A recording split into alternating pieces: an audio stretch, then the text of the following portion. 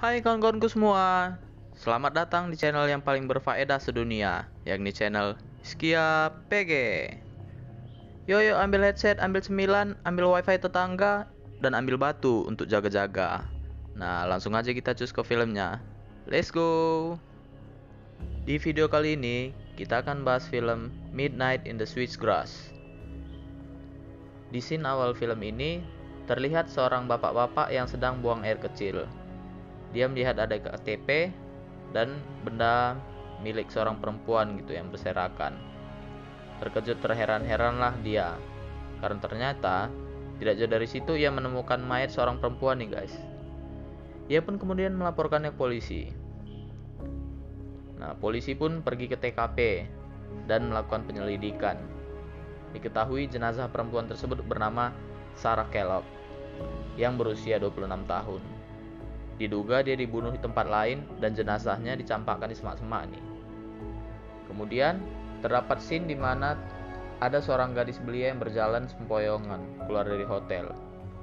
Ia pun sempat mendapat gangguan dari bapak-bapak gendut, namun berhasil ditolong oleh seorang pria yang mana membawanya pulang ke rumahnya. Di scene berikutnya tampak seorang wanita di hotel tersebut. Wanita ini ternyata adalah seorang anggota FBI yang menyamar menjadi seorang PSK. Niatnya, ia ingin menjebak pria yang sudah membunuh si Sarah Kellogg tadi nih. Namun tampaknya ia salah sasaran. Polisi yang menangani masalah Sarah Kellogg tadi pun hendak dipindah tugaskan ke tugas yang berbeda, karena ia selalu gagal dalam menemukan pelaku dengan kasus yang seperti ini nih. Tercatat telah ada 7 kasus pembunuhan PSK. Namun, polisi tersebut tetap bersikeras untuk melakukan penyelidikan dan yakin bahwa kali ini ia akan berhasil menemukan pelakunya. Pak Pol tersebut pun pergi ke rumah orang tua korban dan disambut oleh ibu si Sarah Kellogg ini tadi. Polisi tersebut mencoba mencari data-data pendukung sambil ia memberitahu sang ibu kalau anaknya telah mati. Namun tampaknya ia tidak menemukan petunjuk lebih di rumah tersebut. Ia pun pergi dan berjanji akan ngabarin si ibu kalau pelakunya udah ketemu nih. Pas balik ke rumah, mukanya nampak lelah dan suntuk gitu. Nah, istrinya kan otomatis nanya ini ke Pak Pol kita ini. Kok bisa suntuk kali gitu mukanya? Kan gitu. Dikasih tahu Pak Pol kita inilah kalau ada mayat PSK yang ditemukan di semak-semak, dan dikasih taunya juga ada anak gadis berusia 16 tahun yang hilang. Dan dia bertekad untuk nemuin pelakunya. Benar-benar luar biasa memang Pak Pol kita yang satu ini.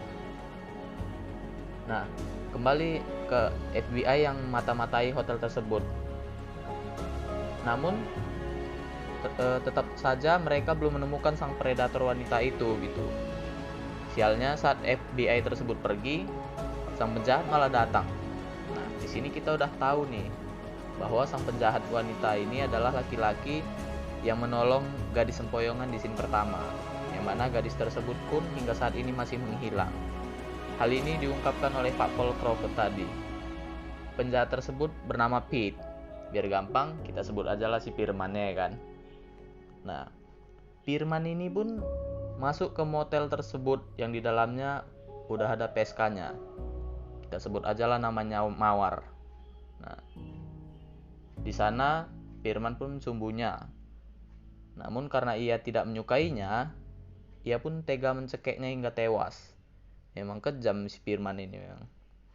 Polisi pun kembali mendapat laporan tentang pembunuh PSK tersebut. Nah, pembunuh Mawar maksudnya. Hal ini membuat Pak Paul Crawford dan FBI cantik yang bernama Lombardan ini bekerja sama untuk menguak pelaku di balik peristiwa yang selama ini terjadi.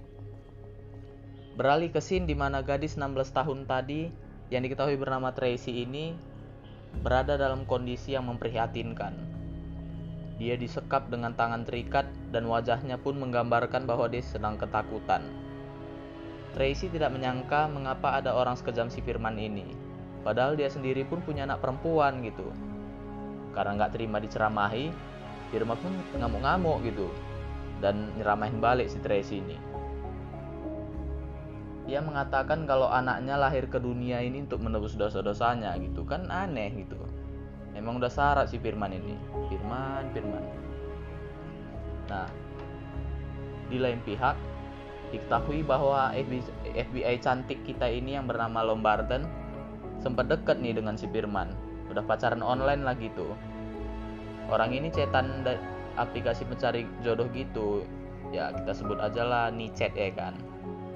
Nah Lombarden pun bilang kalau dia emang sengaja ngajak si Firman ketemuan di hotel tersebut sebagai pancingan agar bisa nangkep si Firman ini gitu.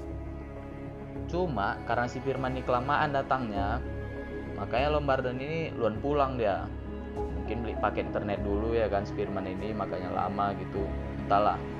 Nah gini aku pun kayak apa gitu menyimpulkan gitulah kan, pantesan lah si Firman ini ngebunuh Mawar tadi. Ya siapa yang gak kecewa, ekspektasinya dapat cewek polos, kenyataan malah dapat PSK gitu kan. Nah di scene berikutnya Lombarden datang ke hotel tadi. Dia pun nanya-nanya ke penjaga hotel yang dia pukul tadi di scene awal. Soalnya dia kenal sama si Firman. Kon-kon si Firmannya yang bertato ini gitulah. Nah dia bilang kalau si Firman ini berkulit putih, kerjaannya supir truk. Dan dia bilang kalau dia suka simbol petir gitu. Makanya di truknya ada stiker petir gitulah. Kemudian Lombarden nyusun rencana nih sama Pak Pol. Dia mau ngajak Firman ketemuan lagi di klub malam. Tapi Lombarden cuma mau kerjasamanya sama Pak Pol ini gitu, nggak mau sama yang tua tadi tuh. Karena yang tua tadi tuh nggak berani orangnya. Nah, dia pun ngechat Firman untuk ketemuan. Dan Firman pun mau. Si Firman bilang kalau dia nanti bakalan pakai baju flanel sama celana jeans gitu. Tampil keren lah dia. Nah, pas malam tiba, datanglah orang ini sambil menggunakan earphone wireless di kupingnya. Si Pak Pol baik kita ini ngelihat ada orang pakai baju flanel, celana jeans. Dikejar-kejarnya lah orang ini tadi ya kan. Hujan-hujanan dia rela. Pas ditangkap dia, ditarik bajunya, jamet rupanya, bukan si Firman. Nggak taunya Firman udah duduk di samping Lombarden dan udah terlanjur bikin si Lombarden ini mabok gitu. Pingsan lah si Lombarden ini tadi ya kan, dan dibawa sama si Firman. Nah Pak Paul Crawford pun hendak mengejar si Firman, tapi nelpon pula istrinya dan bilang kalau anaknya ini demam. Pulanglah Pak Paul Crawford ke rumahnya untuk nenangin istrinya nih kan. Sekalian juga dia ngambil pistol dan ganti baju karena tadi udah hujan-hujanan gitu. Pak Paul kita ini datang jumpain kawannya. Kawannya ini punya rekaman CCTV saat Firman membawa Tracy. Terlihat di CCTV tersebut logo perusahaan tempat si Firman bekerja. Ada tuh logonya di truknya. Nah, kemudian datanglah Pak Paul Crawford ini ke perusahaan tersebut.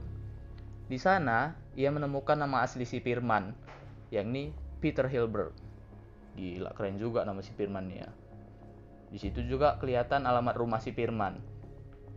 Nah, berganti cerita di mana Lombarden nyemangatin Tracy nih agar mencari cara untuk melarikan diri. Lombarden bilang kalau Tracy akan dibunuh bila ia tidak dapat meloloskan diri. Tracy pun berusaha sekuat tenaga dan akhirnya ia pun berhasil menemukan jalan kabur. Namun malah ketahuan sama anaknya Firman. Firman pun mencari Tracy. Ia mencari di semak-semak namun gak berhasil. Tracy pun akhirnya pergi ke tempat seorang nenek yang mana merupakan tetangga si Firman ini. Firman pun mendatangi rumah sang nenek dengan alasan anjingnya berkeliaran di jalan. Di saat yang bersamaan, datang juga Pak Paul Crawford ke rumah si Firman. Dia pun masuk ke rumah sambil nungguin si Firman. Di sisi lain, Firman yang berada di rumah si nenek pun mulai mencari Tracy gitu. Untungnya si nenek langsung nyuruh si Firman keluar. Hampir aja ketahuan. Saat balik ke gudang, ia pun menginterogasi Lombarden sambil marah-marah, pun berusaha melacaknya. Ribut-ribut, Pak Paul Crawford ditambah lagi anaknya Firman ini malah bocorin kalau si Firman lagi ngejar-ngejar orang.